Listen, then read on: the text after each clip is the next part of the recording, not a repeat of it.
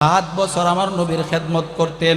ওই ইহুদি ছেলেটা মুসলমান ছিল না, ওই ছেলেটা মুসলমান ছিল না, একটা ইহুদির সন্তান ছিল। ওই ছেলেটা আমার নবীর খেদমত করত। ও যুবক বন্ধুরা রে আমার, একটা বার শুই না যাও, যুবক বয়সে যদি নবীরে মহব্বত করতে পারো, এই বয়সটারে যদি নবীর প্রেমে বিলায়া দিতে পারো, খোদা কি কসম, আমার নবী তোমারে সারা জান্নাতে যাইব না। ঠিক কিনা বলেন?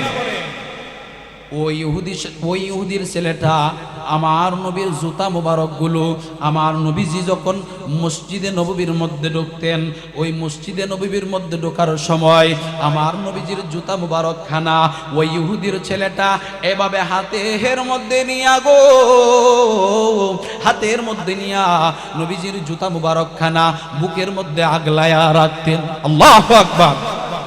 কেমন মহব্বত ছিলেন আমার নবীর জুতা মুবারক। ওই ইহুদির সন্তান মসজিদে প্রবেশ করতে পারে না, কারণ সে তো মুসলিম না। ঠিক কিনা বলেন? সে মুসলমান না হওয়ার কারণে মসজিদে প্রবেশ করতে পারে না। তখন আমার নবীজির খেদমতে আমার নবীজির জুতা মুবারকগুলো তার বুকের মধ্যে আগলায়া রাখে। এমন করতে করতে আমার নবীজি যখন কোনো মজলিসের দিকে যায়, ওই ছেলেটাও পিছন পিছন যায়।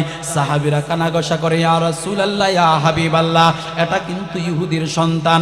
আমার নবী বলেন, সাহাবীরা রে চুপ থাকো, আমি নবী জানি। আল্লাহু আকবার! ওই ইহুদির সন্তানরা এমন করতে করতে দীর্ঘ 7 বছর আমার নবীর খেদমত করেছেন। সুবহানাল্লাহ! আমার নবীর খেদমত করতে করতে যখন 7টা বছর পার কইরা দিল, পার করে দেওয়ার পরে আব্বাজিরা হঠাৎ কইরা লক্ষ্য কইরা দেখে ওই ইহুদির সন্তানটা আর দেখা যায় না, কয়েকদিন যাবৎ দেখা যায় না।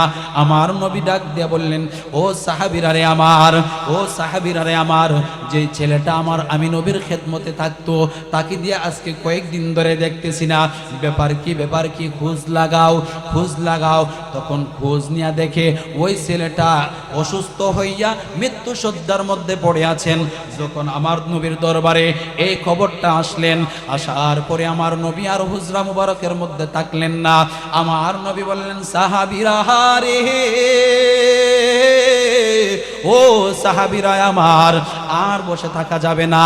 যেই ছেলেটা আমি নবীর খেদমতে দীর্ঘ 7 বছর ছিল, আজকে সে অসুস্থ অবস্থায় পড়ে আছে, আমি নবী তাকে দেখতে যাব।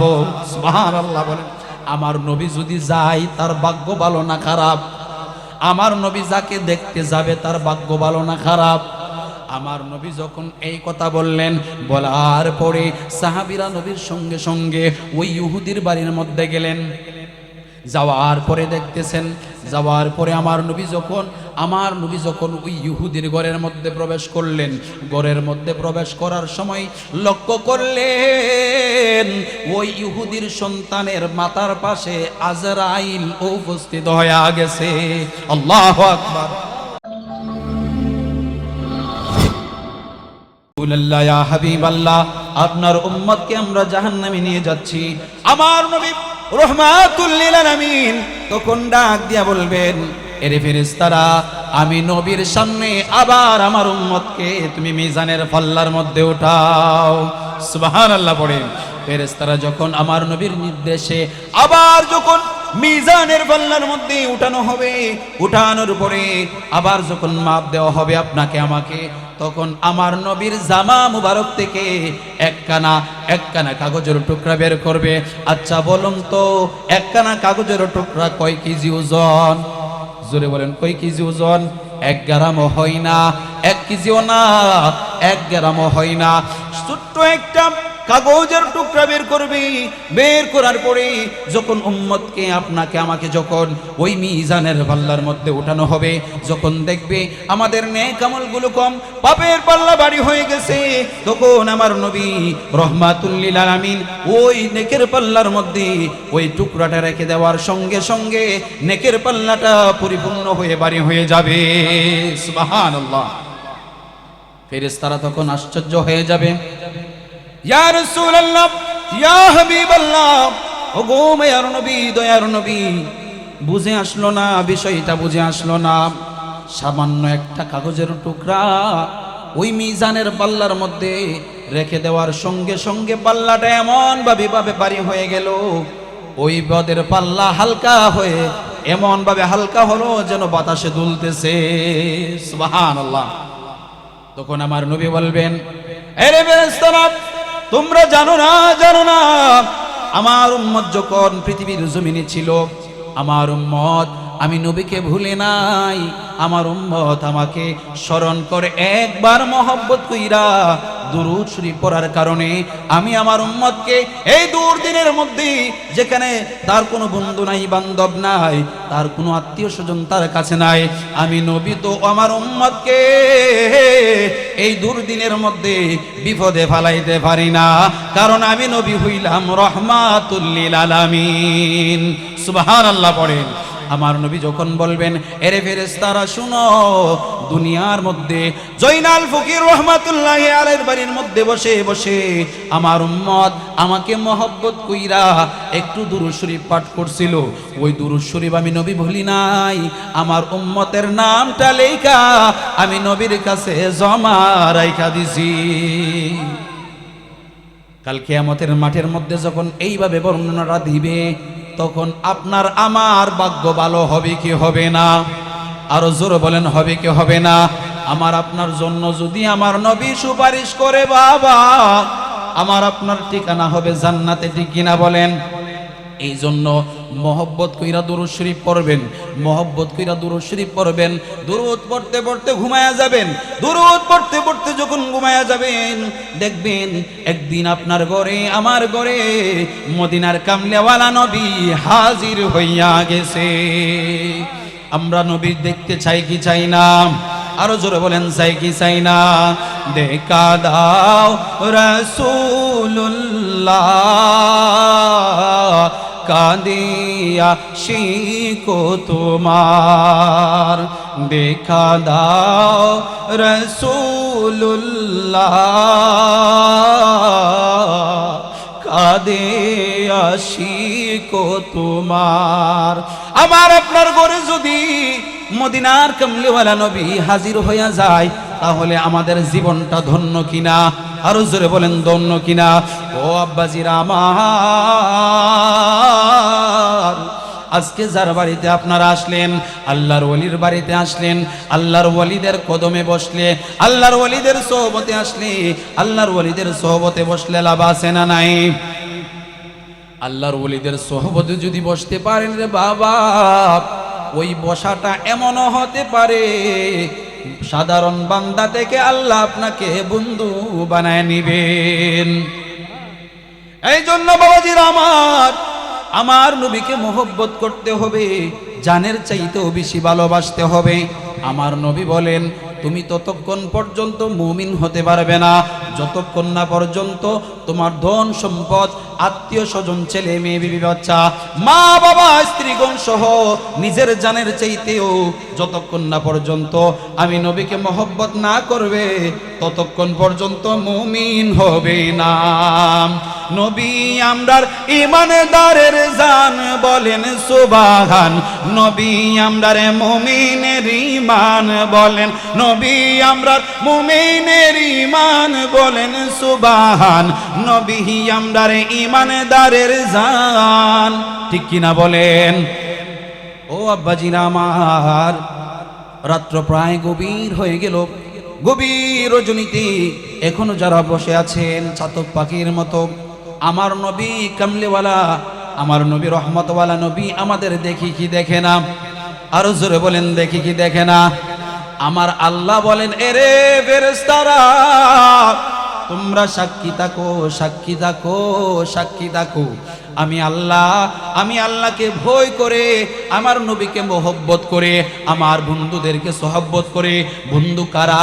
যারা আল্লাহকে রাজি খুশি করাইতে পারছে, আল্লাহর ওয়ালিগণ, আল্লাহর ওয়ালির সোহবতে যারা বসলো ওই জান্নাতের বাগানে, তোমরা সাক্ষী থাকো, আমি আল্লাহ তাদেরকে মাফ কইরা দিলাম। সুবহানাল্লাহ। ও বাবাজিরা আমার, ও যুবক ভাইয়েরা আমার, আজকে যে মাহফিল সাজাইলেন আল্লাহর ওলির স্মরণে, এই মাহফিল তো প্রতিদিন হয় না। এই মাহফিল প্রতিদিন হই না, এটা বাড়ির একটা উঠান, ঠিক কিনা বলেন? এই উঠানটা কিন্তু কিছু সময়ের জন্য জান্নাতের বাগান হয়ে গেছেন, ঠিক কিনা বলেন? কিছু সময়ের জন্য জান্নাতের বাগান। বলবেন কিভাবে জান্নাতের বাগান হইল? আমার নবী রহমাতুল লিল আলামিন, দয়ার নবী, মায়ার নবী সাহাবীদেরকে ডাক দিয়া বললেন, সাহাবীরা রে, ও আমার সাহাবীরা, তোমরা যখন দুনিয়ার মধ্যে বিচরণ করবা, যখন তোমরা কোথাও যাইবা, যাওয়ার পথে মধ্যে যদি বা কোথাও যদি তোমরা জান্নাতের বাগান দেখতে পাও, ওই জান্নাতের বাগানের মধ্যে বসে যাইবা। সাহাবী ডাক দেয়া বলে, ইয়া রাসূলুল্লাহ, ইয়া হাবিবাল্লাহ, নবীজি, ও মায়ার নবীজি, দুনিয়ার মধ্যে এটা আবার কেমন জান্নাত যেখানে আমরা বসতে পারি, যেখানে আমাদের বসার জন্য বলেছেন? ইয়া রাসূলুল্লাহ, ইয়া হাবিবাল্লাহ, ও মায়ার নবী, আপনি যদি একটু মেহেরবানি কইরা বলেন। আমার নবী ডাক দিয়া বলেন, সাহাবীরা হারি, ও আমার সাহাবীরা, যেই জায়গার মধ্যে আল্লাহ তাআলার গুণগান গাওয়া হয়, আমি নবী মুস্তাফার গুণগান গাওয়া হয়, কুরআন হাদিসের কথাগুলো বলা হয়, আমিন মুস্তাফার উপর দুরূদ পাঠ করা হয়, ওই জায়গাটা ওই সময়ের জন্য জান্নাতের বাগান হইয়া যায়। সুবহানাল্লাহ পড়েন, আরো জোরে বলেন ইয়া রাসূলুল্লাহ।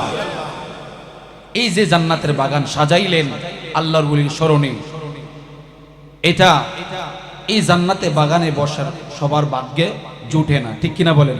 সবাই ইচ্ছা করলেই জান্নাতের বাগানে আসতে পারে না, সবাই হৃদয় আল্লাহ ভালো কাজ করায় না। যাদেরকে আল্লাহ কবুল করে তারাই জান্নাতের বাগানে এসে বসতে পারে, ঠিক কিনা বলেন বাবা?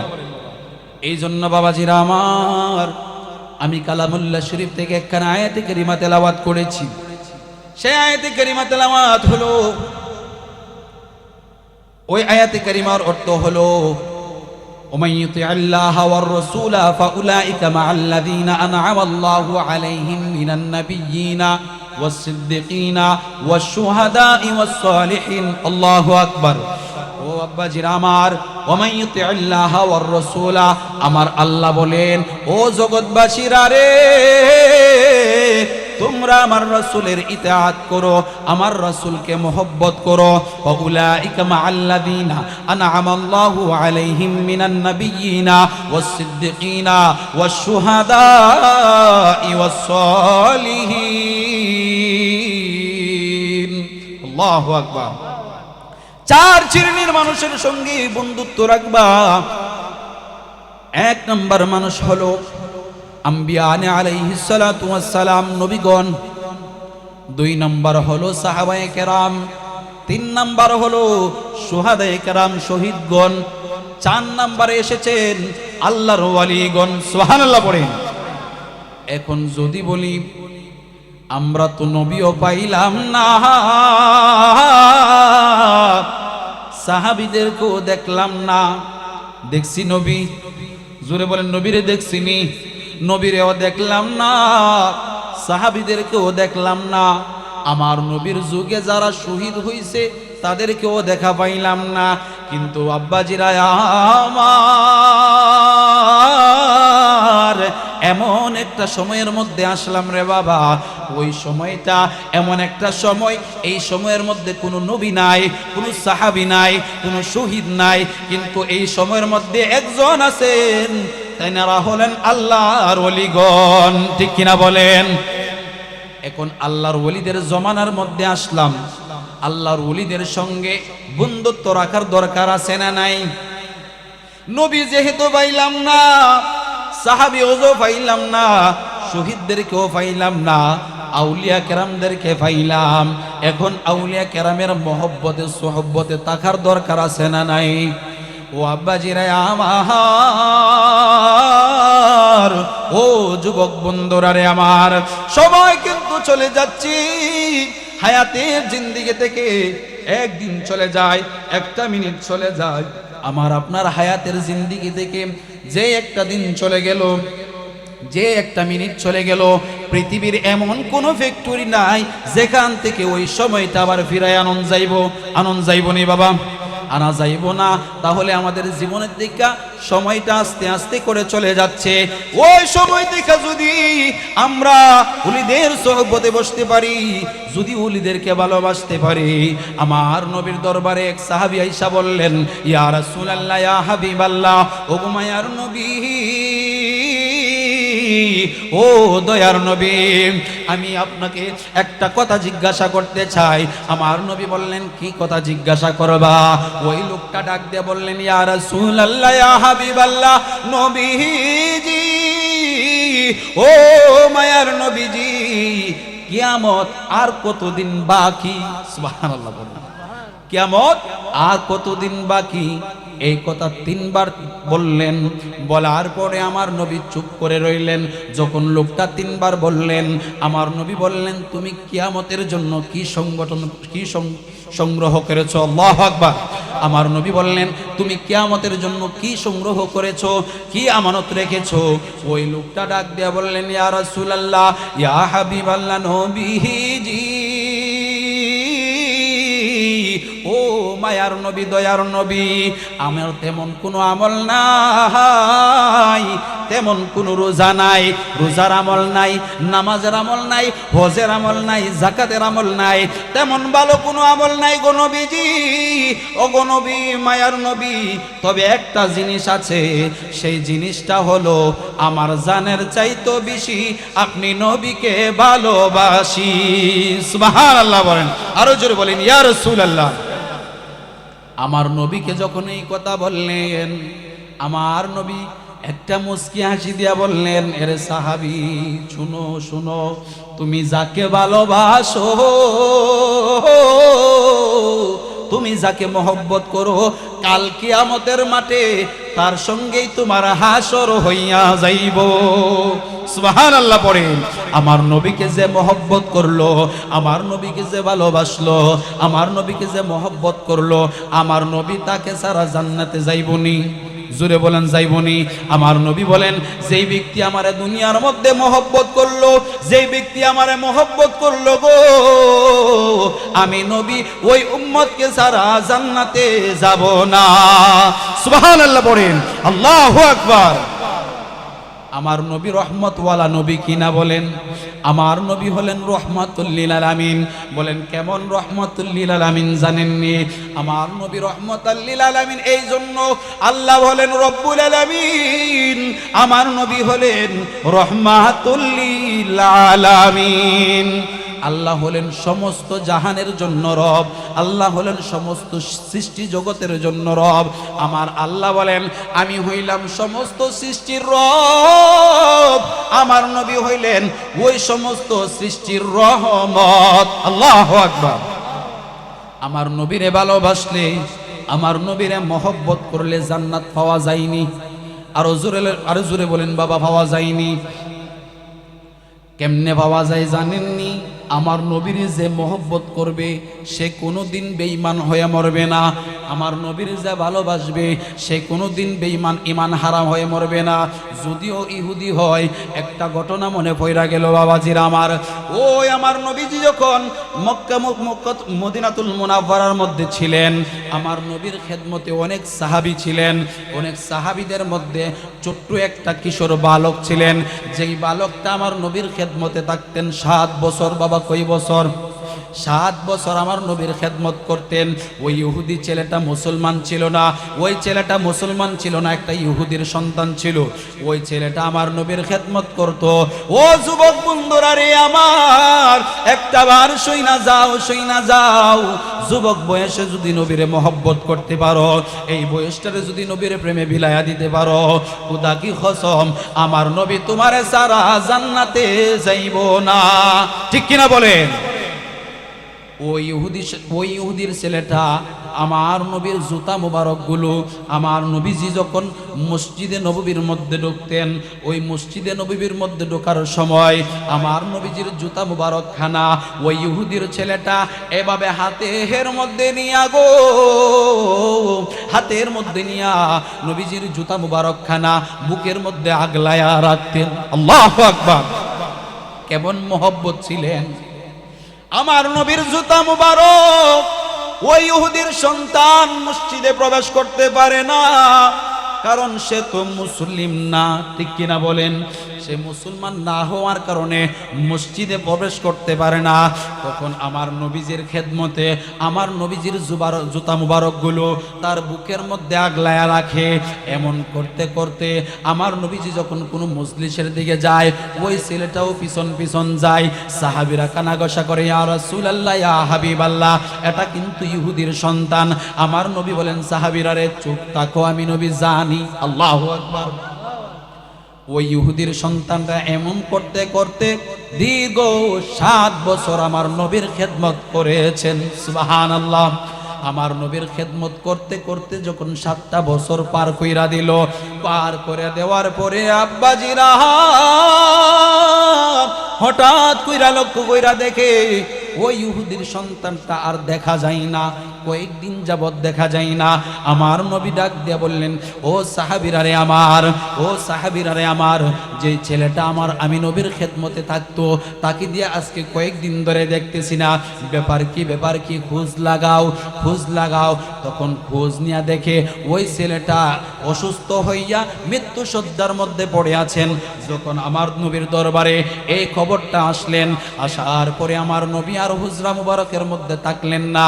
আমার নবী বললেন, সাহাবীরা রে, ও সাহাবীরা আমার, আর বসে থাকা যাবে না।